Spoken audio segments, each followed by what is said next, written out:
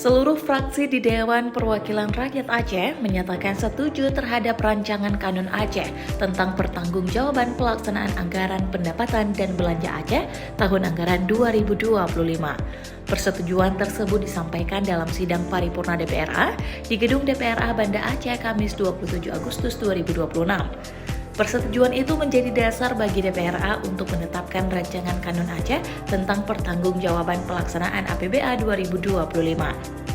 Dalam keputusan paripurna disebutkan rancangan kanun tersebut mencakup laporan realisasi anggaran, laporan perubahan saldo anggaran lebih, neraca, laporan operasional, laporan arus kas, laporan perubahan ekuitas, serta catatan atas laporan keuangan yang telah diperiksa BPK RI Perwakilan Aceh.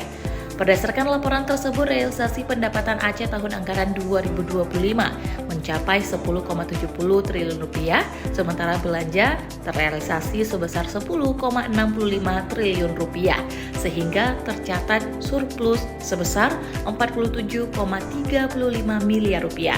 Pada sisi pembiayaan, penerimaan mencapai 530,39 miliar rupiah, sedangkan pengeluaran pembiayaan sebesar 59,28 miliar rupiah. Dengan demikian, pembiayaan neto tercatat 471,10 miliar rupiah dengan sisa lebih pembiayaan anggaran atau silpa sebesar 518,46 miliar rupiah.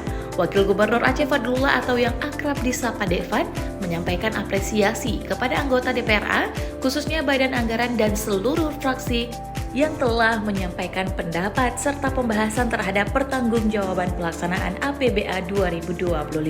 Ia menegaskan seluruh pendapat, usul, saran, dan koreksi konstruktif yang muncul selama proses pembahasan akan menjadi perhatian pemerintah Aceh untuk ditindaklanjuti sesuai ketentuan peraturan perundang-undangan.